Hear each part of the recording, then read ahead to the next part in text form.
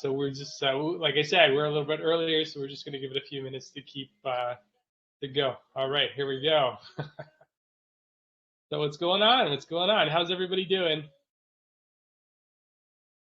See, make sure that we're good. Testing all our tech. This is one of the things that I always want to make sure that we're doing correctly is making sure that our tech is working. All right, excellent. So it seems like we got it all going on. This is amazing. Great stuff. Okay.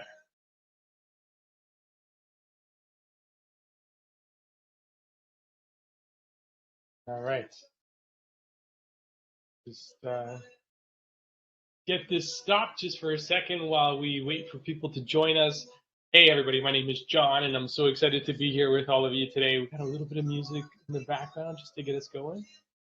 And this is going to be an exciting session. Hopefully, you're ready, and hopefully you're you signed up for this because you want to take something away. So this is excellent. So good stuff. All right.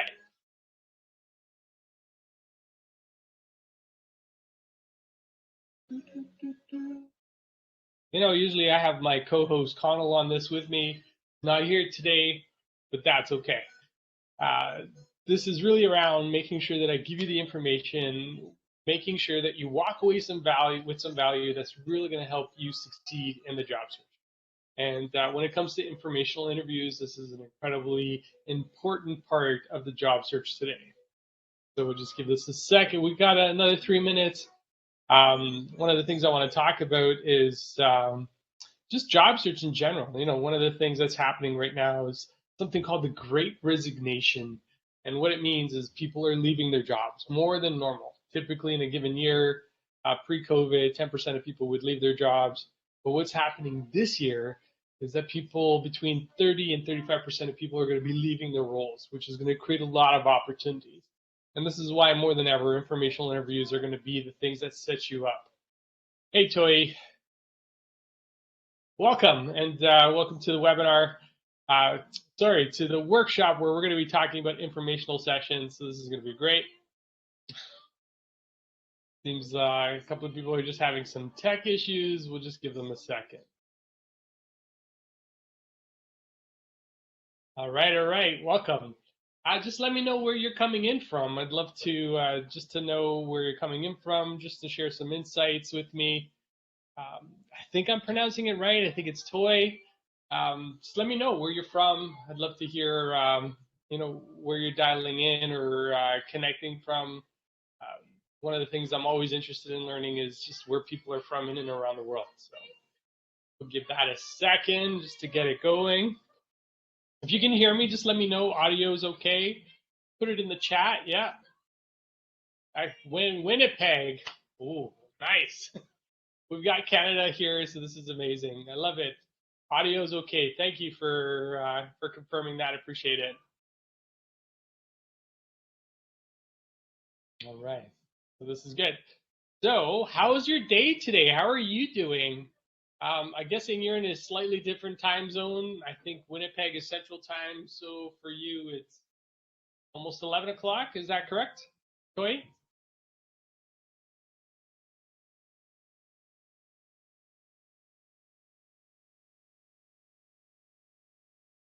Let me know. Let me know if everything's working. You can see my screen as well. I just want to confirm that. Correct. So it's 11 o'clock Central Time. Excellent. Well, thank you for joining. Actually, before we even get started, how did you learn about this? How did you learn about this workshop today? Was it through our mailing list? See my screen as well. Thank you for confirming.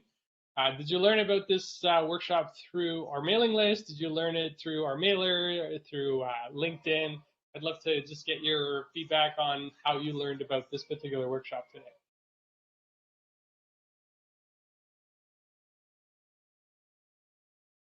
Yes, through the mailing list. Excellent.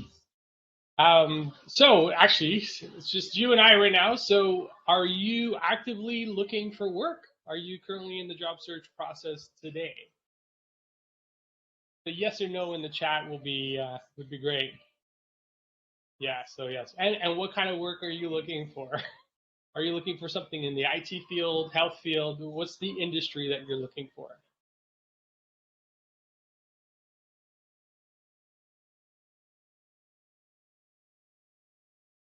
Business development positions. Excellent.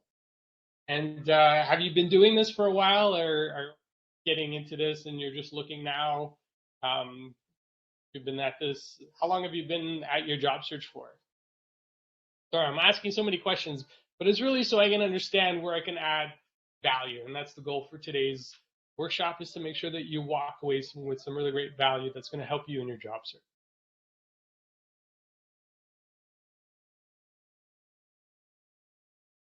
All right, oh yes, been at this for 15 years back in Africa. So I'm guessing you're new to Canada. Well, welcome. Congratulations on making the move. I know, just looking at Connell in terms of his journey, it's pretty amazing. I don't know if I could ever leave, my home country to move somewhere else to start a brand new life, but I think that's truly amazing.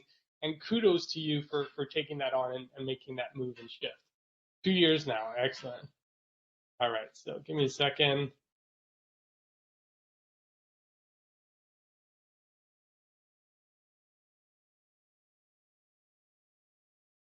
Yeah.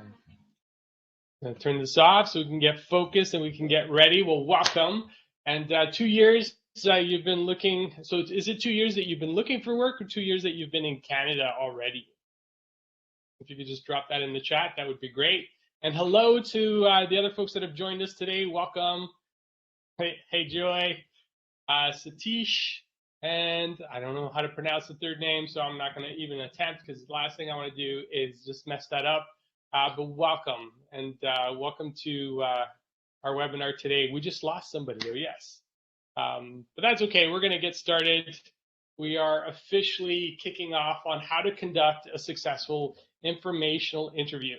And I love this topic because this is a topic where I find a lot of job seekers are missing out on the opportunity, hey Joy, the opportunity to really make a really good impression. And one of the things that I found, and actually and the reason I brought this whole workshop together is recently I conducted an informational interview with a candidate from a program, and to tell you the truth, I was incredibly disappointed at the lack of preparation, disappointed at the lack of questions. Here, this candidate had an opportunity to really make a very positive impression on me, and unfortunately they didn't. And they did it because they just didn't know how. And you know what? That's normal. Sometimes people get nervous as they're going through the informational process, the informational interview process. So this is why I decided to put this together, because I found that there was a great need in order for people to actually know how to do this successfully. So that's what we're going to be focusing on how to do a successful informational interview. There are a couple of ground rules. Number one, I'm going to invite you just to think, just to keep an open mind as we go through this. I see some people are having some issues disconnecting and connecting, but we'll work on that, and hopefully what we will have as well is a recording of this as well. So if you miss certain pieces of this, we'll get back to that, or you can go back and review it afterward. So a couple of ground rules. Number one, just keep an open mind as we go through this. There's going to be things that I'm going to share with you, things that you might not think are appropriate to do in the Canadian job market. But one of the things I can assure you, the things that I'm going to be sharing with you are things that have been tested and tried by other candidates and other job seekers that are going through the job search process today, and that they've been incredibly successful at using these strategies in order to land their jobs. So just keep an open mind, give yourself permission to play. There's going to be an opportunity for you to participate with me. One of the things I'm very big on, if you've been to my workshops before, you know that I love it when people participate. The truth is, if you are here, let's give it 100%, because this is where you're going to start to ingrain some of this information so you can take it and move it forward.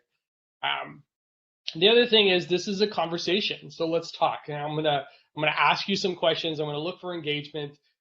Let's keep it conversational. And the truth is, you think about your job interview, this is practice for that interview, because the truth is, a good interview should be conversational. So that's what we're going to be focusing on today. And then finally, and this is the one thing, and Joy, you know this because you've been to several of my events in the past, let's just have some fun. Let's just make it really interesting. Let's make it fun, because when we make it fun, it actually starts to really stick. And I love that sticky factor, because knowledge actually becomes more entrenched when you actually have fun doing it. So that's what we're going to be doing today. So excellent. So let's do this. So, who am I, and who is John Ribeiro? For some of you that are coming through my mailing list, you know who I am. I'm a job coach. I'm an ACC coach, an associate certified coach with the International Coaching Federation. I'm also a career consultant, so I help candidates navigate and work through the job search process, especially through coaching on one-on-one coaching. It's one of the areas that I'm really passionate about in doing these workshops and presentations. And then finally, just a fun bit about me. I'm a cyclist. I love cycling. And when I talk about cycling, we're talking about long distances. I love to do a good 20 to 30 kilometers just as a fun ride because I love to be outside in the open air. And, we had Euro Cup just recently, just at the beginning of the summer back in June. So I'm a big soccer fan as well. But it's the only time I'm a soccer fan is when there's big events like Euro Cup and World Cup. Just a little bit about me and what I do and how I give back. So what we're going to talk about, what we're going to do before we even get started is we're going to get primed. And I love this concept of priming. I've read several books on this. There's a great book written by John Barge talking about before it happens or before you know it. And really it's around priming. And priming is using a stimulus or a stimulus like a word or an image and an action to change someone's behavior, including your own. Priming is when we expose someone to something that influences their behavior later on. So when I want you to think about when you have a great day, I can almost guarantee you that the things that happen at the beginning of the day are the things that continue to happen throughout the day and at the end of the day. So essentially that's priming. And this is one of the reasons why I tell candidates to never watch the news before they actually go into an interview. For those of you that watch for those of you that are familiar with the news, there's no positive content out there. All it does is it scares you, it freaks you out, it makes you nervous. And unfortunately, that's what primes you, and that's what you walk into the interview room. So when you prime yourself in a positive, successful way, you get positive and successful results. And that's what we're going to do. So let's get primed. So let's get energized. Are we ready for that? Just give me in the chat. Yes, I'm ready to get energized. I'm ready to get going. Just yes in the chat. I'd love to just hear that from you. Let me know. Are you ready? Yes, we got a yes. Excellent. Good. All right. So we got another yes. Excellent. So we're going to keep this really simple. This is doing. It's something called a power pose. A power pose is something Amy Cuddy, she wrote a whole book on this called Presence. And it's really around taking your body and putting yourself into a very powerful pose. You think about it like a superhero pose. So what I'm going to invite you all to do is stand up wherever you are and just to put yourself in the power pose. Yeah, hopefully you can hear me. But the power pose is just putting your hands on your hip and just standing like a superhero. And what we're going to do is we're going to hold this for 2 minutes. And the reason why 2 minutes is 2 minutes, what ends up happening in our bodies and our subconscious mind, our testosterone levels start to increase slowly. And what you'll start to feel is a really nice, strong feeling. And that's your testosterone levels increasing by 20%. What you're also going to notice and what you'll feel after the next 2 minutes is that your stress hormone and your cortisol levels decrease by 25%. So think about it this way. Who wants to walk into their next interview less stressed? Does that sound like something that you would want? Be a little bit less stressed walking into not just interviews, but any situation. So we're going to hold this. We're going to keep holding it. We got another minute to go. And what this is also going to do is going to increase your risk tolerance by 33%. So, you taking that chance to reach out to somebody, to make a comment, to share an idea, to collaborate in a way that you didn't think you knew you could, what ends up happening is you will start to do that. And here's a little secret. When I started doing public speaking and presentations, one of the things I would do before all of my talks is I would hold the superhero pose. And at that point, we were doing it live. So I would go into the bathroom stall at the venue that I was speaking at, and I would just hold this pose for 2 minutes and I would feel strong. And sometimes if I really wanted that extra oomph, I would hold it a little bit longer, sometimes as long as 5 to 10 minutes, because I wanted to make sure that when I showed up on stage, I was incredibly confident and incredibly strong. We just got another 30 seconds to go. And what I found by holding this pose before going into all my big talks, it made a huge difference. And actually, it's been one of my secrets to success when it comes to public speaking and getting in front of audiences. One of the things I teach all my candidates to do before they go into an interview Because who doesn't want to feel strong in the interview? Who doesn't want to feel more confident? We're going to hold this for another 10 seconds. Way to go. Thank you for participating. This is great. Take a deep breath. Hold it in, 5 seconds. Just hold this. All right, excellent. Okay, you can take your seat now. Just in the chat, how was that for you? How did that make you feel? Or how do you feel right now? Do you feel a little bit more energized, a little bit more pumped up, a little bit more energetic? If yes, drop it in the chat. I'd love to hear that from you. Let me know. How are you feeling right now? Drop it in the chat. Thank you. Yes, I got a big yes. Capital letters. Yes, excellent. And for the rest of you, hopefully it's a little exercise that I do with all my clients. It's one of the things that has really changed how they show up. So what I'm going to invite you to do, like I said, does help. Excellent. Thank you. I got a big thumbs up there. Thank you for playing along and participating. So great. All right. Oops. There we go. So I got a quick question. Before we even get started, do you conduct informational interviews as part of your job search? Just drop it in the chat. Let me know. Do you do informational interviews? A yes or a no? Just let me know. Drop it in the chat. I'd love to hear that from you. Are you doing informational interviews? Are you scheduling informational interviews with potential employers, just with people within your network? Are you doing those informational interviews? No, I got somebody saying no. How about the rest of you that are on the call? Are you doing informational interviews as part of your job search? Nope. Excellent. Good. And don't worry, because what I'm going to be doing today is just sharing some insights and thoughts in terms of how to do that successfully. Because what I find is candidates that do these informational interviews really start to stand out. And the truth is, one of the things I've learned by doing my podcast and interviewing recruiters and leaders inside of organization, they're all telling me that informational interviews is a must. So as you go through your job search, what I'm going to invite you to think about is thinking about how you must do these informational interviews. And the thing is, they don't have to be scary. They don't have to be intimidating. They could be fun. And they're fun as long as you have a good strategy, because like I said at the beginning of this call, a lot of people go into these informational interview sessions not going in prepared, and they essentially end up ruining their chances of making a really good impression. So good. Thank you for being honest. I appreciate that. The truth is, when you're honest with yourself, this is when you really start to get results, and this is when things really start to change for you. So good stuff. All right. So what we're going to be covering today, and here's my quick agenda. We're going to talk about some challenges. We're going to talk about sources in terms of where to connect with people in order to do informational interviews. I'm going to be talking about an approach. I'm going to be talking about preparation, and then finally how to prepare for the meeting, because I think this is a big one. And if you do it successfully, you're able to make a better connection with the person on the other side. And when you do that, and here's why it's important. The truth is, when it comes to job search and when it comes to job referrals, you typically don't get a referral from your immediate network. Statistically, what they're saying, you are more likely to get a job from your network's network. So for example, and this used to happen to me all the time as a former leader inside of an organization, people would come to me and say, hey, I've got this great candidate. I believe he would be a great fit for your team. Would you be open to just sitting down and interviewing with them? And in most cases, because it was a referral from somebody from within my own network, in most cases, I would say 90% of the time, I would say yes, even if I didn't have a job opening for them.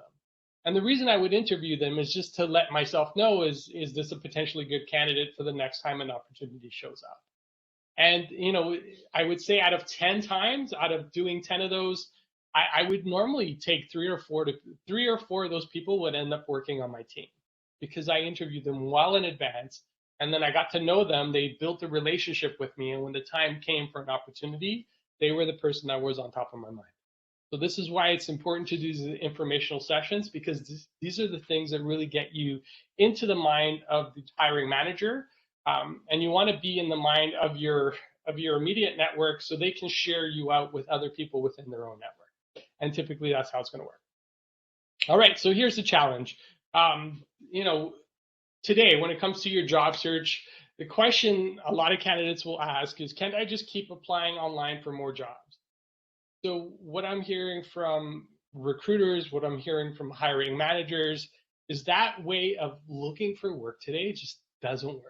Or it does work, there's a very small chance, you're maybe 5 to 10% chance that you're actually going to get a job by applying online and then waiting for somebody to contact you.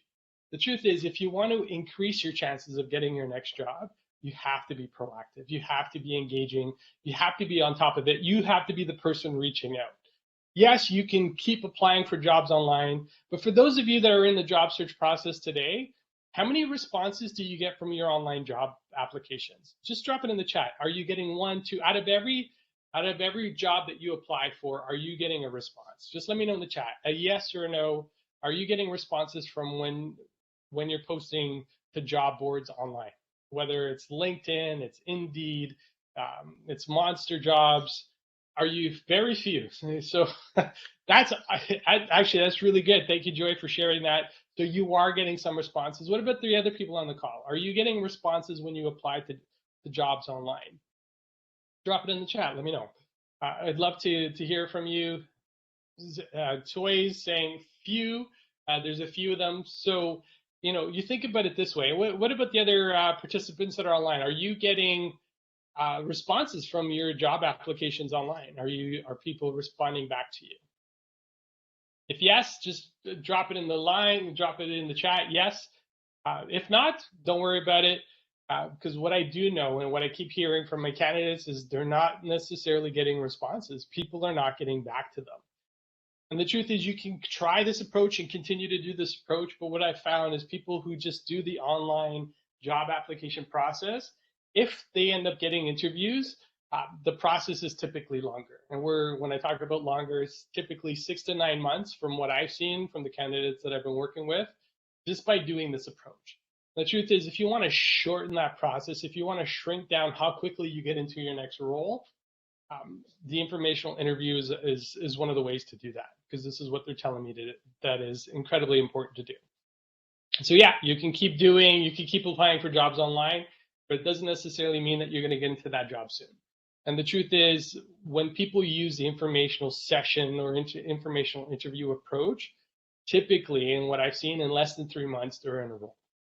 And who doesn't want to be in a job in less than 3 months? And if you are already in a position at work and you're just looking to change careers and go into something different, this is also going to shorten that time. So you don't have to spend as much time looking. And this is part of the reason why doing these informational sessions is incredibly important. So another question that I get from candidates and some of the challenges is, aren't people too busy to meet? And the truth is, it's a yes and no. Yes, we're all busy. We've got a lot of different things going on. I think COVID has actually shifted the way we operate and the way we work today. So yes, people are busy to meet, but people are willing to meet when they have the right reason to meet. And the truth is, having the right reason is really simple. It's just making sure that you're in a position where you can offer value. Offer value as somebody who's requesting the informational interview, but also somebody who's going to be receiving value if you're going to be sitting down with them. The truth is, if you are going to meet with a candidate, and this is, like I said, this is the reason why I put this whole talk together, is because people were scheduling informational interviews with myself, and they would show up and they just weren't prepared. They weren't ready. And the truth is, I felt like that was a waste of my time. And unfortunately, I canceled on some other informational sessions because of that, because I felt like people weren't coming in prepared and people weren't ready to have a conversation. If anything, people were just asking for, hey, how do I get a job? And the truth is, that's the wrong way to do this. So people will meet you in, one of the fears that a lot of the candidates that I work with, one of the fears that they have is, well, people are busy. I don't want to inconvenience them. And here's the thing. If you ask somebody to meet for an informational session, it's on them to either accept or deny the request. So don't deny it on their behalf, because this is what a lot of candidates do. They deny themselves the opportunity to meet with people just because they think the other person's not willing to meet with them. Let that person respond to you. And actually, just by changing that little mindset will change everything for you. So keep it open. People are willing to meet as long as you're willing to offer value and you come prepared and you make sure it's a good use of their time. And you might be asking, so what's in it for them? Well, so this is part of the reason why I do informational interviews, It's my way of giving back to the community. It's my way of giving back to the people who are up and coming and trying to get a career going, or to start off a career. A lot of the people that I speak to are brand new to Canada, and through some of the nonprofit organizations that I work with, just having that opportunity to sit down and learn about somebody's stories, to me, is incredibly inspiring. So what's in it for me when I do informational sessions with candidates is really just learning about the candidate in terms of what they're doing. For me, it's also research. Part of the things that I do is, as I coach and as I train and I prepare people to get into the workforce, I get to learn about their challenges in terms of what they're experiencing and some of the struggles that they're having. So when you're doing and thinking about scheduling these informational sessions with people, you have to make sure there's something in it for them.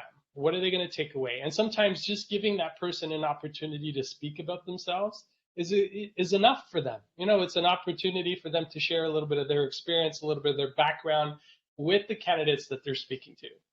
So there is always something in it for them, and this is why they do it. And for the most part, the people that do these informational interviews, these informational sessions, they typically have a big heart. And they're very big on giving back to the community, which are the type of people that you want to connect with. Some people are not into informational interviews at all.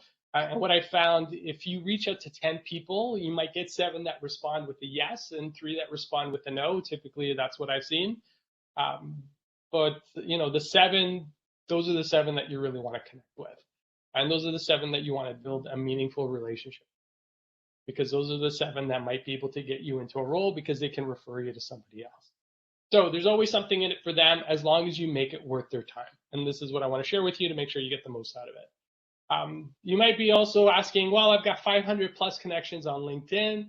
Do I need to do all of this work? Actually, quick question for everybody. How many people have 500 plus connections on LinkedIn? Just give me a yes, or I've got over 500, or I don't have 500. Just drop it in the chat. How many people are you connected with on LinkedIn?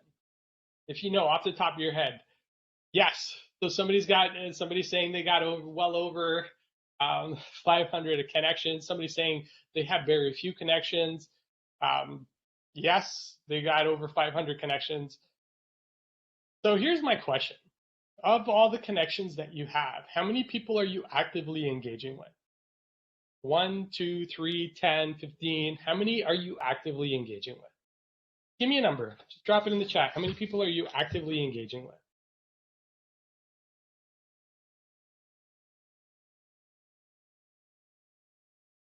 All right, I'm just waiting for the chat to catch up. It's a little bit slow on my end.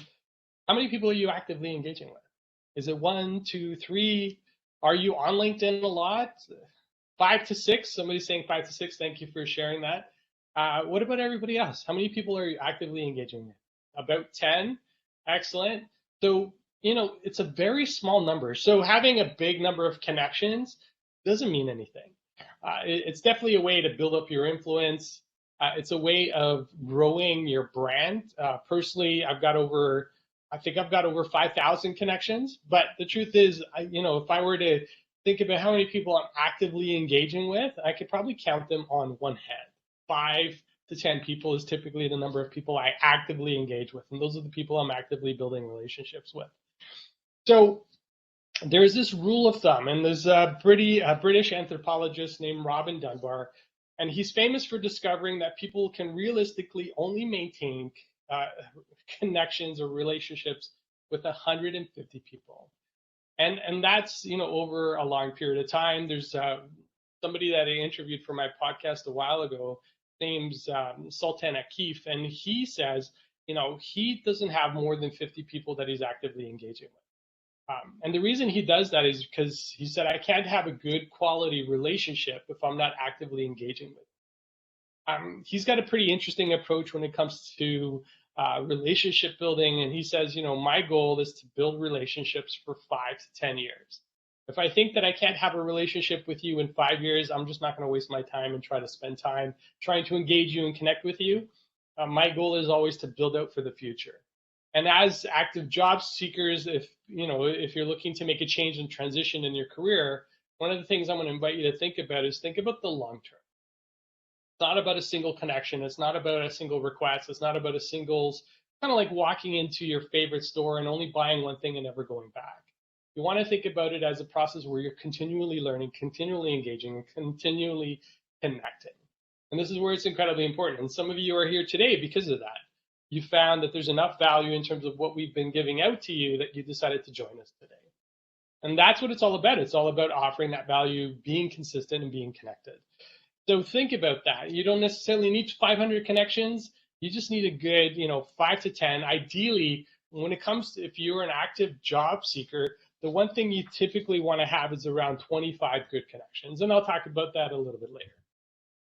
So is this helpful so far? Are you guys getting some good information that's helping you in terms of thinking about what you need to do for your informational interview? Give me a yes in the chat. Let me know. Are you getting some value from this so far?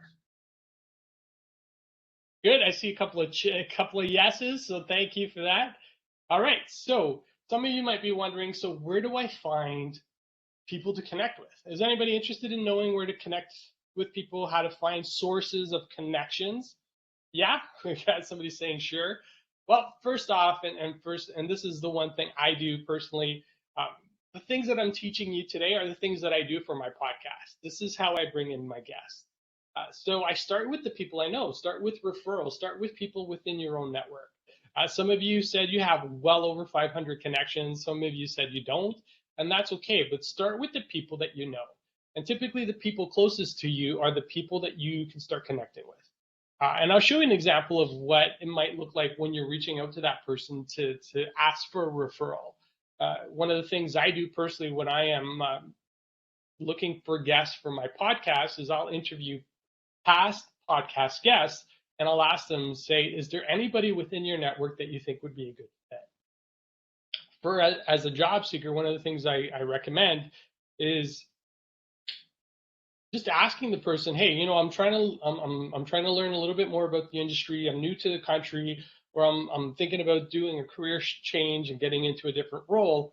And one of the things I'd like to ask is if you know anybody that would be a good fit for me to talk to.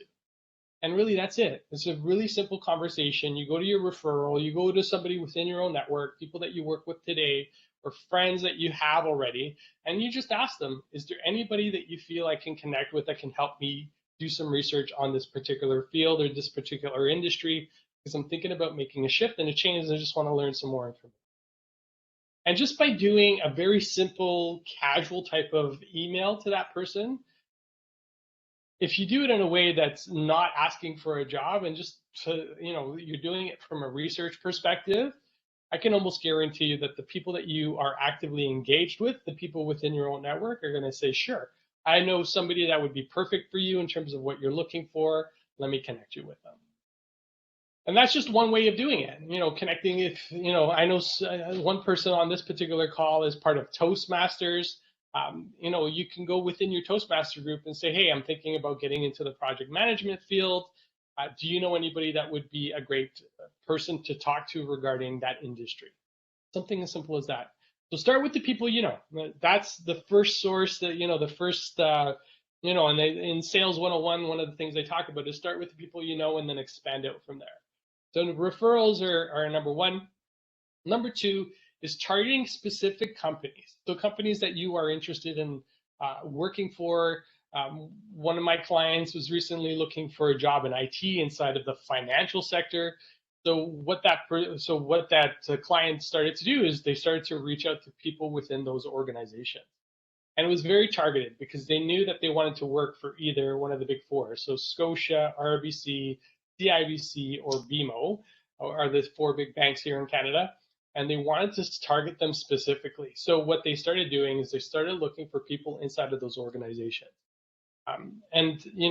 When I talk about connecting with people inside of specific organizations, I go up to the higher levels, right? So I'm talking about manager level and above. So managers, directors, VPs, and I will even recommend that you reach out to CEOs of companies.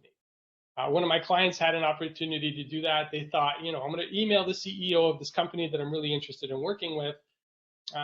Probably not going to get a response, but I'm going to try it anyways. And what was really amazing is that this person ended up getting this person ended up getting a response from the CEO. And actually, the CEO ended up referring this particular person to a director within their organization that they can talk to, just because they decided to reach out. And the truth is, it doesn't have to cost you any money. It doesn't have, all it costs you is an email. And you send an email and you see what happens. So, you just kind of throw it out there, and what'll happen, and I'll be honest with you, 7 out of 10 times, you might not get a response. But those 3 times that you do get a response are the times that you really start to make an impression, and you start to really leave, you start to build up your brand, and it's a way of leaving the good impression on that organization. And it's a great way to do that. So target specific organizations, specific companies that you'd want to work for. And here's just a quick sample of what that might look like. So if you guys want to just do a quick screen grab of this, you email the person. So in this case, I'm just going to use my name. Hey, John, I was referred to you by, so if you're getting a referral from somebody within your network to somebody within another organization, you can just say, hey, I was referred to you by Dave from RBC. I'm looking to connect with experts in the project management field, and Dave advised me that you're the top person to speak to in this field. I'm interested in learning more about this field and seeking your advice and recommendations. Seeking advice and recommendations of 10 to 15 experts. I see from your profile, because one of the things you need to do is to make sure that you look at their LinkedIn profile first. And when you do that, you can start to learn some tidbits about them. It's what allows you to create rapport with them really quickly. So I see from your profile, and then you kind of list out those key points that you saw on their profile. I'd be happy to share any info with you in this area when I find them. And that's it. You just send a really simple email like this. The thing is, and we'll talk about this in a minute, you have to have, or what you should have, is a certain amount of contacts before you actually go in and ask them for anything. So as you're going through and trying to set up these informational sessions, you're not going to go dive right in and say, hey, can I sit down with you and have an informational session? No, that's not the right approach. What might happen is, in some cases, people might come back to you and say, hey, I'm incredibly busy. Now's not the right time. And then nothing ever happens after that. Ideally, what you want to do is you want to start building stuff, and one of the things I learned from a former director of mine, he goes, if you want to get anything done, you have to socialize it in advance. And socializing just means having a couple of different touch points before you go in and ask for anything. Because if you go in, if you open the door and you walk in and say, hey, I need you to do this, people are going to say, well, I don't think so. But when you socialize it and you give it some time to grow, people kind of think, yeah, sure, why not? And it almost makes them feel like it's their idea. And this is where you want to be as you're going through this. So you can use this as a quick sample of how to reach out to people within those organizations. This is really simple, really, really simple. It doesn't have to be very complex. And so another area, so we talked about referrals, we talked about organizations.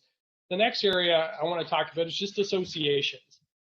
And associations are really great to connect with leaders inside of organizations and groups that you're really interested in positions or roles or organizations that you would be interested in applying to. As a professional coach, I'm associated. I'm connected with an association called the Toronto ICF International Coaching Federation chapter. It's how I stay connected with other coaches in my local community. But it's also a great way for me to learn about opportunities that exist within my own local community as well. So for yourself, especially if you're brand new, and if you're looking, whether you're in Toronto or you're in Brampton, you're in Winnipeg, regardless of where you are, connecting with an association is a great way to mingle and network with people, with the right people. And the truth is, as you're going through these informational sessions, the one thing you want to do is you want to connect with the right people. Connecting with people inside of these associations are going to connect you with those opportunities. And there's a really easy way to do this. Is anybody interested in knowing how to connect with an association or finding an association in your local community? Just give me a yes if you're interested in learning about how to do that. Yes, yeah, we got a couple of yeses. Good. So this is really simple. And this is actually, if you want to try it right now, just Google for your industry. So Google for project management, plus, do the little plus symbol, associations, and then plus your city. just try it right now and see what comes up for you, and see how many associations. What you'll find is you'll be surprised at how many local associations there are in your community. So I'm going to give you a second to try that. And then when you find just one association, drop it in the chat. What's that association that's in your local city that you might be interested in connecting with? I'm going to give you a minute to do that because I think this is a great opportunity just to practice some of this. What you end up finding is being connected and connecting with those associations are really going to give you some insights in terms of the type of work that might be available within your community as well. All right, so just type it in, Google for your industry plus association, and then in plus, and then your city. Let me just type it in the chat. Let me know one association that shows up for you. I'd love to hear it from you. We'll give you a minute to do that.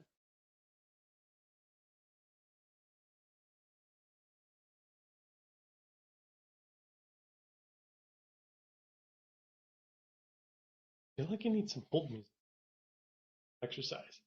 All right, so does anybody have an association that they'd like to share? I'm gonna stop this for a second.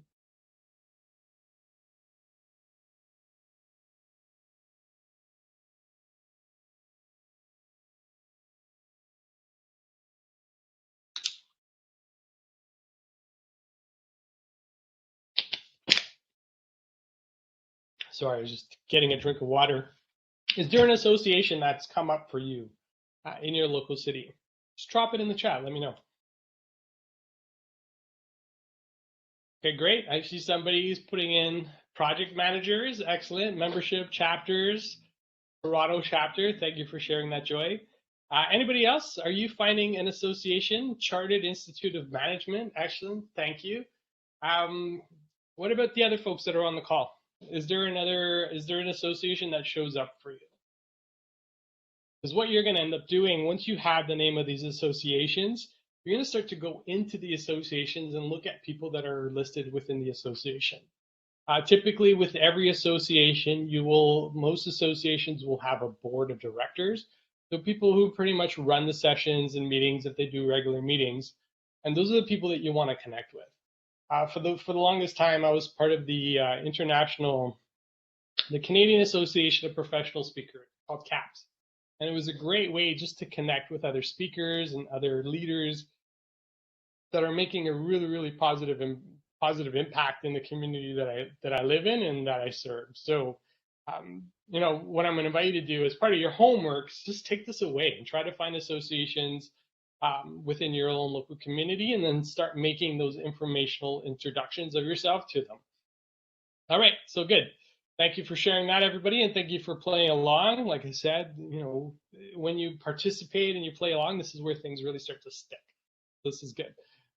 In terms of approach, and this is an area where I know a lot of people don't necessarily do this effectively because they struggle with the approach piece, either because they're not comfortable with it or they don't know how. So what we're going to do is I'm going to show you just a few strategies and tips on how to approach it properly so you can make a really positive impression. So number one, there is, and I kind of alluded to this a little bit earlier, it's called the marketing rule of 7. And before you go in and ask for anything, you want to have at least 7 different touch points. It doesn't mean going out there and asking them 7 different times for an informational interviews. You want to make or you want to have 7 touch points. And you think about it this way: when you watch, the reason why advertising works so well is because it's in your face all the time. It's always there. It's bombarding you with information. Sometimes I'll sit down and I'll feel like a Big Mac, and I'm like, I'm not a Big Mac person. I don't know why I feel like McDonald's, but I've seen the commercial like 10 times, and at that point, my mind is like, hey, it's time for a Big Mac. It's time to eat. So what you want to think about as you go through this, you want to have 7 touch points with that individual. You want to have 7 touch points where you're offering value. And one of the things I'm very big on is making sure that you offer value in a very good way. And offering value is easy. And the truth is, does anybody have an idea on how to offer value out to your network? Drop it in the chat. One way of offering value, how would you offer value to somebody? Just let me know in the chat, how would you offer value to your network? because it's simple. It's not as difficult as you think. And once you know these things, you're gonna like kick yourself. You're like, oh yeah, I'm already doing that, or I'm doing that, but not doing it intentionally. Just kind of doing it because it's part of my nature. A couple of different ways. So I see some people just share some articles, share some news about the industry. Thank you for sharing that. So yeah, there's a couple of different ways to do it. Number one is you can just share. You can share news about your industry with them, what's happening in the industry. So one of my clients, he worked in the financial field, and what was happening last year during the pandemic, he was looking at how the markets were being affected and how they were being impacted. So what he ended up doing is he wrote these little posts inside of LinkedIn. And then what he would do is he would take these posts and then he would share them with his network. And what ended up happening is people really liked what he was sharing because there was an opportunity for him to show his expertise, and they connected with him afterwards, right? This is like a very informal way of just offering value and giving value. So that's one way of doing it. Sharing community news is another one. Letting them know of upcoming events, so things that are happening. I know for myself, in the coaching industry, there is a coaching convention that's coming up that's being hosted by the International Coaching Federation. So what I'll do with other coaches is I'll just share the event with them and say, hey, look, there's an event that's coming up in case you weren't aware, and this isn't something that you might be interested. If you know what their personal interests are, I talked about cycling. It's one of my personal interests. If you're going to connect with me, you can share a cycling event with me, or you can share something about cycling, new innovations that's happening in cycling, something like that. When you know about, and this is why the research is important, right? This is when you walk into a room or a virtual room or you're sending somebody an email, you have to know a little bit about them so you can start building that rapport with them. And when you learn about their personal interests, this is where you can really start to add some really customized value. And I talked about cycling. Some of you might be cooking. Some of you might be home repairs because you just moved into a new house. Just finding those little things and having that opportunity to connect with them on a very personal level, it's going to help you establish rapport even quicker. And then finally, another thing you can do is you can introduce people within your own network to people. You can introduce people from outside your network to people within your network. So what you'll find sometimes is people will post a question or they'll do something inside of LinkedIn and say, hey, I'm looking for information on this. You could be that person that connects that person with another person within your network. I know there's a lot of persons there, but what you can do is just connect her. One of the things that I'm big on, one of the things I love to do is just connect people together. And one of the ways I used to run an event called Fearless Voices, and I would get people to come up on my stage and share their story. But what I ended up doing as well is connecting people with one another. And what's happened because of that is these people have forged some really, really, really strong relationships. And what ends up happening is you're the person that's known for connecting those two people together. So finding a way to connect people together is another way of offering value and a way of giving back to your network. So having 7 touch points before you go in and ask for a informational interview. That is the rule of thumb. So remember that as you're going through that. And then once you do that, so you do all the pre-work, what you're going to find, second here, what you're going to find is you're going to ask them. You're going to ask them for that informational session. But here's a couple of things that are important about going in for the ask. Some of the precautions, right? One of the things you don't want to do is you don't want to make the informational interview about asking for a job. That's not what it's about. When you're doing proper informational interviews, it's an information gathering session. And the thing is, if you go in asking for a job, you're going to ruin that relationship right away. And the last thing you want to do is you don't want to ruin that relationship. You want to build and establish rapport for the long run. Can you please talk about touch points? Okay, so touch points. Toy, I'll come back to that in a second. So just really, really be careful when it comes to when you go in and you ask them for those informational sessions, keep it informational. And here's a rule of thumb, right? When it comes to informational sessions, and I do this within my own podcast as well, is 80% of the time the other person is talking. So 20% of the time it's you're asking questions, you're doing You're sharing a little bit about yourself with them, but you're not doing most of the talking. And the truth is, a good informational session will be 80% of the conversation will be with the other person. So just be careful with that, and just as you go through and you're asking for those informational sessions, just know it's not about you, it's about the other person. It's about you learning as much about the other person, about the industry, about the organization, about the work that you want to do in the future, and gathering and taking that information from them. But it's not about you, it's about them. So as you're going through that, it's something I'm going to invite you to think about. Toyin, you talked a little bit about touch points. So yeah, just to go back, I'm going to touch on that a little bit.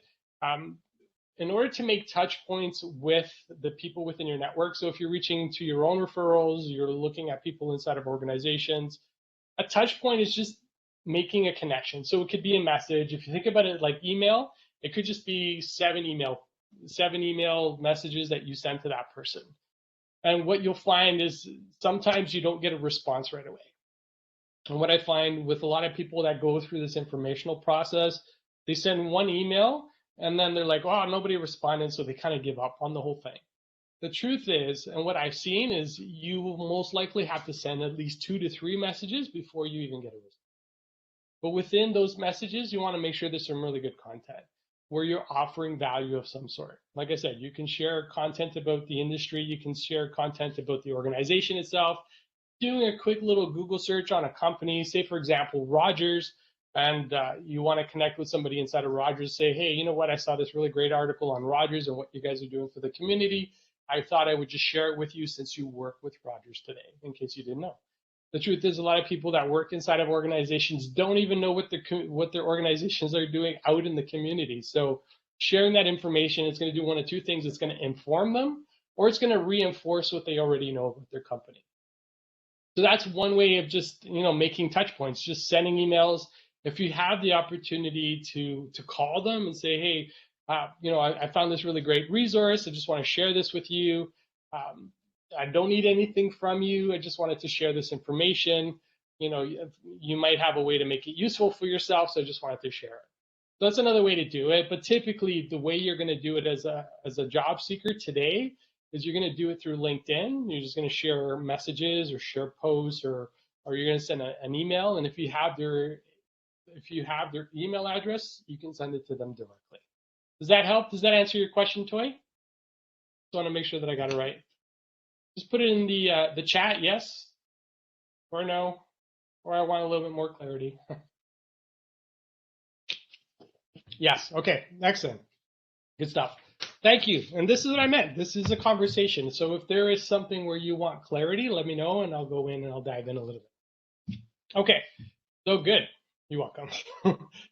So we talked about the precautions. The one thing I want to talk about, and I kind of alluded to this already, when it comes to informational sessions or just people staying connected with other people, the one thing they don't do is follow up. And the thing is, when you're not doing the follow up, people are forgetting you. And actually, and I have a great story where I had a candidate who went through the interview process. And she went through the interview process. So a week later, she followed up. One of the things I advise all my clients to do is when they're connecting with an employer or they just finished an interview, a few days later, sometimes right away, you can just send a quick message and say, hey, thank you for taking the time to spend with me. And thank you for the opportunity to just share, to teach me a little bit about your organization and to allow me to speak about myself, to share some of my experience and skills with you. The majority of my clients will do that. Pretty much either the same day or the next day, they'll send a little thank you message. And then what they'll do is a few days later, typically 5 to 7 days later, they will send a follow-up message. If an employer says, hey, I'll follow up with you in a week, within that week, you should be following up. So if you haven't heard back from them in a week, is in business terms is 5 business days. If you don't hear back from them within 5 business days, you can do a quick follow-up with them and say, hey, I just wanted to quickly follow up with you. I know you said a week. I wanted to make sure that I gave you some extra time to do that. Do you have any status updates, or is there anything that I could do to provide you a little bit more insight about my skills and experience that might help you facilitate a better decision? So little things like that are the things that really make a difference. And what I found out from interviewing leaders is they admire and respect people that do the follow-up. And the reason they do that, and the reason they respect those people is because um, they know that that person is really interested in about learning about the job, learning about the industry. You can tell that there's a passion and a desire to really want to take that information and do something with it. So follow up is incredibly important. Just because somebody doesn't acknowledge you right away, give them send 2 or 3 messages before you give up. Like, don't do it right away. And a lot of people will send one message and then they give up.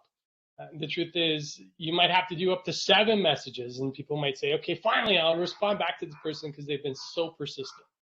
So just do the follow up. And here are a couple of key things to remember in your follow up.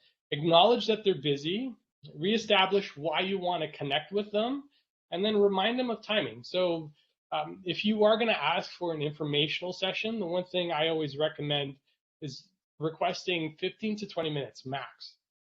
And you might be saying, well, 15 to 20 minutes isn't a lot of time. 15 to 20 minutes is more than enough time if you go in prepared. You know what questions to ask, and if you know what you want to do with that session. Like I said, it's you want to respect the other person's time because they got a lot of different things going on, and you want to make sure that you're offering some value when you do that. All right, and then remind them of the convenience. Either today the way people are connecting is through virtual, so setting up a quick Zoom call.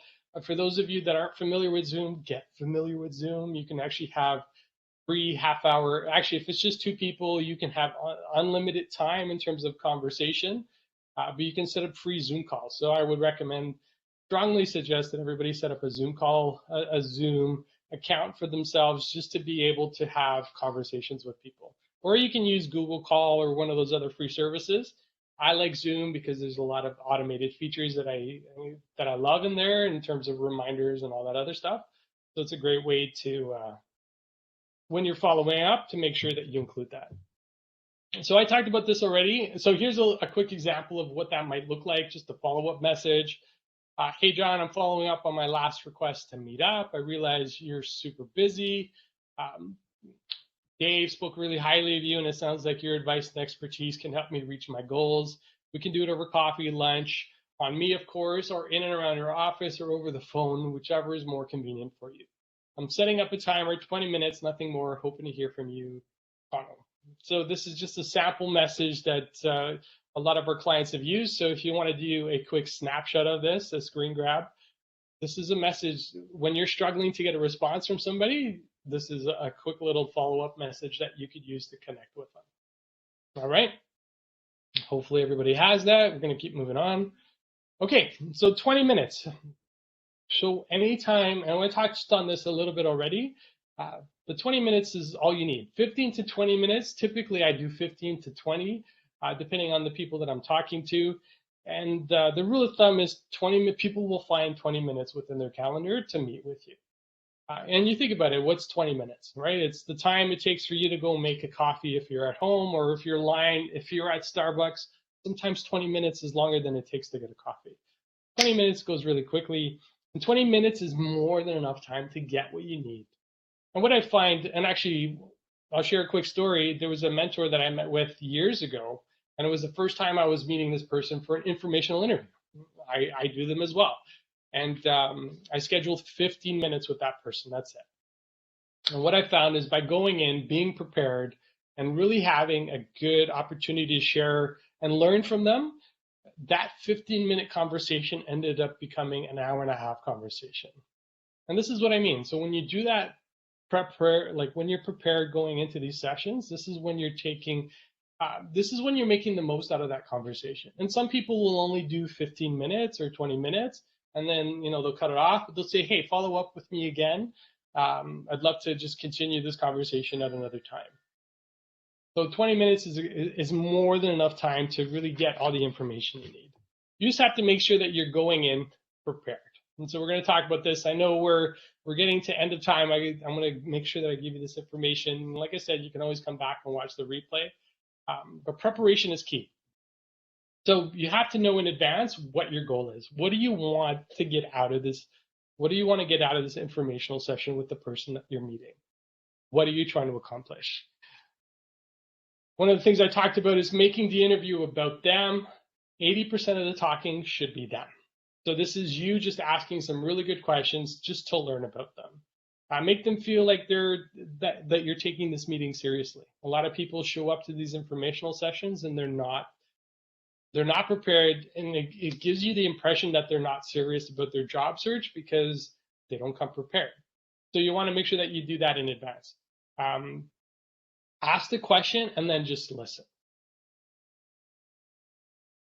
Just listen and you wait for those responses. And as you hear those responses, dig into those responses.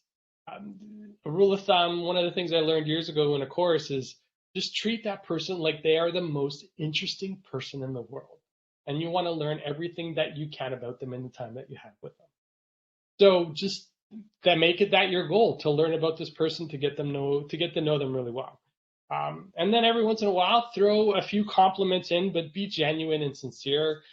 This is why researching their profile is incredibly important, because you want to get those little snippets, right? So for example, one of the persons I did an informational interview with, he actually switched from a singing career into an HR career. And I complimented the person by saying, how did you make, as a singer, how did you make that transition into HR? And, how did you do it successfully? So something as simple as that really initiated, it ended up initiating a really, really good conversation. So how to prepare? I'll keep it really simple. Number one, do your research, use tools like LinkedIn, use Facebook, use other social media tools.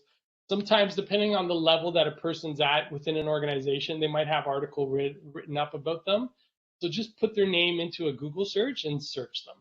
So research the person, research the organization, and then if you can, research the industry in general. And then this way, it gives you a lot of information to work with when you want to go in and ask those questions. And that's the piece to being prepared. Number two is make sure you have a good and strong elevator pitch. And your elevator pitch is, this is who I am in 90 seconds. So for example, who I am is, hey, my name is John Rivero. I am an ACC coach, and my goal is to help people live a better and enriched lives. And I do it through having some really meaningful conversations. That's my pitch. That's who I am. And then people will typically ask, well, how do you do that? Or what does that look like? And just share some more information about me. Share some more information about yourself. So having that 30-second or 30 to 45-second or 90-second elevator pitch is going to really make sure that you're very concise in terms of what you're going to be sharing with the other person. The other thing is, some people ask, do I show that person my resume? Bring it with you. Always bring your resume with you to an informational session if you're doing it in person. If you're doing it digitally, here's my rule of thumb: don't offer it up.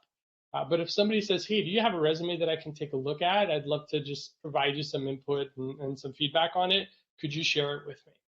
And at that point, that's when you share it. But always have your resume with you ready. And always, if you're in person, always have more than one copy. And then finally, make sure that you're going in with a list of questions. Actually, what I would do, and this is one of the things I recommend to candidates that are doing these informational sessions, is send those questions in advance. It gives the person an opportunity to prepare, but it also gives them an opportunity to understand what you guys are going to be talking about in that informational session. So that's how to prepare. And then you're also going to go in and you're going to ask those ego-driven questions. And ego-driven questions, they're just questions about themselves. And there's an acronym that I use for this, and it's called AIR, called advice, insight, and recommendations. So I'll just repeat that. It's advice, insight, and recommendations. That's what in terms of your questions, that's what they're going to be focused on. So questions like, tell me about your career journey in this industry. What are some of the biggest challenges that you've faced in your career? Or tell me about some of the toughest projects that you've managed. And this is, these questions are all about them. But it gives them an opportunity to give you some feedback in terms of what they've gone through in their experience. Remember at the beginning, I mentioned, what's in it for them. what I found is a lot of mentors that do these sessions with people, they end up learning about themselves. And they keep, what ends up happening is they go back and they reinforce a time, or they think about a struggle that they had, and they find that incredibly valuable because there are moments that they forget about. And at some point in our careers, we all forget about the difficult stuff. And it's a good reminder just to go through and have these questions because it reminds you of how much you've actually gone through. So this is what's in it for them. This is where you're actually providing some really good value. The other thing, I'll give you 2 or 3 more questions. What do you find most rewarding about this job? What skills did you develop in this field?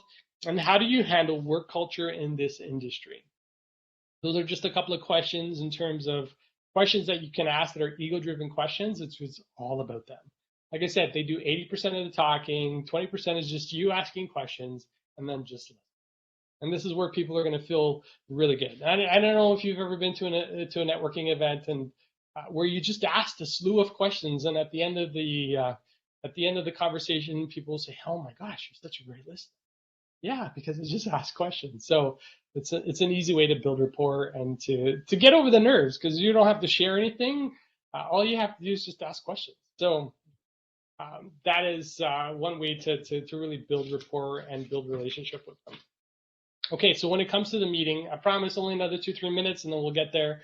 When it comes to the meeting, make sure you set an agenda. Make sure you send out an agenda. And your agenda, it could look like anything that you want, but here's my recommendation. Your 5 minutes is just greeting the person. You're just getting to know them. You're doing your introductions. You're doing pleasantries. 2 minutes is just you doing your little elevator pitch. I said 90 seconds, but you can give yourself a buffer. And then 13 minutes is just going over the agenda, going over the questions that you sent in advance so you can start to just knock them out. And what ends up happening is that person in most cases will share more than what you're asking if they feel like they're getting or they're offering you some really good value. And then the last 5 minutes is just doing a quick review and discussing. And here's the thing. So you just do a quick review of what you've heard. You just kind of play it back to make sure you give that person the impression that you've paid attention and that you've listened. But the one thing I always do at the end, and this is one thing that I recommend to all my clients, is just to ask them as you close up the conversation, is to ask them, is there anybody else that I can talk to? If you've had a really good conversation throughout the 15, 20 minutes that you've been together, what you'll end up finding is they say, sure, I know somebody who would be perfect to talk to. And let me send them a note on your behalf and I'll introduce you. So what you want to do, because as you're going through this, you want to continue to grow your network with like-minded individuals and like-minded professionals. So at the end of that informational session, you want to the one thing you want to ask them is, who else can I talk to that you think would be a really good person to connect with? Something as simple as that. And what you'll find is if you've had really good conversation with them in the process, they will share a connection with you, or they will actually do an introduction on your behalf, which is even better. And you might be asking, well, what about my job search? I'm here to look for work. Informational interviewing is about gathering information and learning, but it's also giving the opportunity for the person on the other side to learn a little bit about you and what kind of person you are and how sincere and how genuine and how authentic you are. Essentially, you're doing your job search by doing these informational sessions because you're creating and developing that relationship and rapport with the person on the other side of the table. So don't worry about the job search piece. The job will come only when you build rapport and you build a relationship with the person on the other side. But it gives you an opportunity. You have 90 seconds to share a little bit about yourself. That's where you get to share your skills and your strengths, and it gives the person on the other side of the table an opportunity to think about organizations where you might be a good fit for them. So that's you're doing the job search piece, so don't worry about that. That's happening. When you're wrapping up your informational interview, the one thing, and I mentioned this already, the one thing that you want to do is you want to ask them if there's anybody else that you can be connected with. And you do it in a way because you're asking the question, hey, do you know anybody else in your network I can speak to? As you know, I'm trying to grow my network by 10 to 15 core people in my industry that can help me learn. That's how you're going to wrap it up. And then you're just going to, one of the things you can do, not that it's necessary, but one of the things you can do is offer a little gift at the end as well. What I've seen with some of the people that I've done informational interviews with is sometimes they will give me a $5 coffee card, or if we're meeting in person, they will be the person to buy me a coffee. It's just one way of just saying thank you. And today, because we are doing it virtually, you can actually send somebody a $5 Starbucks card if you really wanted to via email. So it's just a nice little thank you to say, hey, thank you for your time. Thank you for stepping out of your day-to-day, to stepping out of your busyness to just connect with me and to share some insights and tips with me. And that's how you should be wrapping up those sessions. And then I talked about this already, follow up. So, at the end of your informational session, something as simple as, hey, just thank you for meeting with me today. And list out 2 or 3 points that you learned, right? To really show the person that you were actively listening and actively paying attention throughout the interview. Share 2 to 3 points and say, this is what I took away from today's session. So thank you again. And thank you again for that referral to that other person. So just thank you, a day after you meet and the day after you have that informational session. And then ideally a week later, 2 weeks later, just follow up with another note, say, hey, thank you again.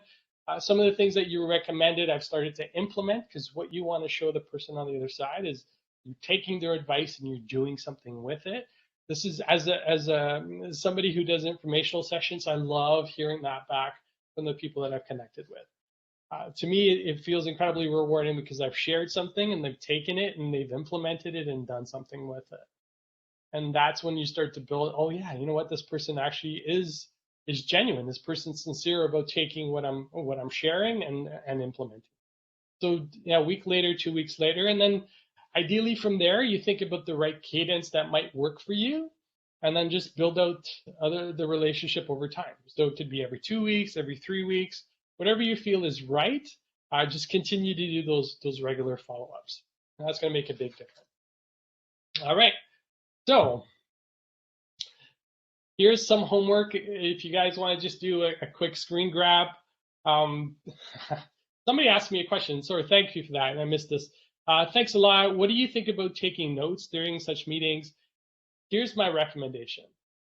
If you're doing it over video, by all means, just preface and let the person know on the other side, hey, do you mind if I just take some notes?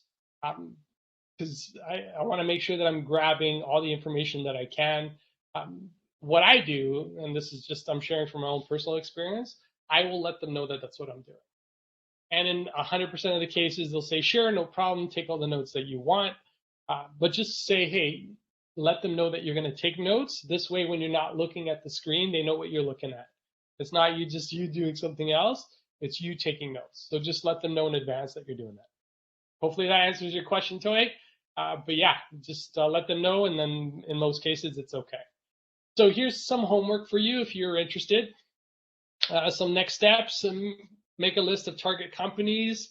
Start with 2 that you like. Find 2 to 3 contacts and apply the template that makes the connection request. So just connecting with somebody inside of those organizations.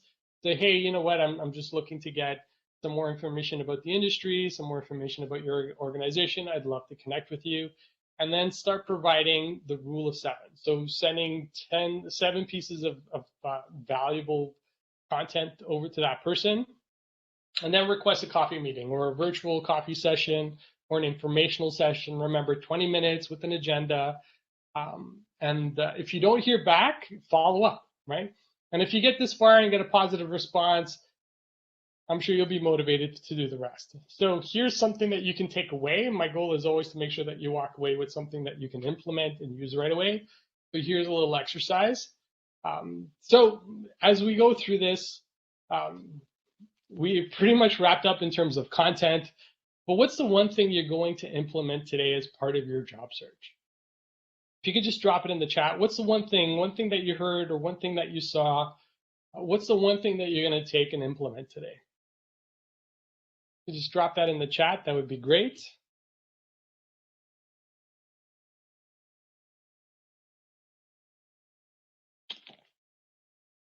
Somebody's saying that they're only going to request for 20 minutes informational session. Excellent. prepare and practice the information session ahead of time. Prepare and practice information sessions. Excellent. Thank you, Joy. Anybody else? What's the one thing that you're going to take and implement today? Drop it in the chat. I just want to make sure that I've been able to offer you some information or something new or reinforce some information that you've already had.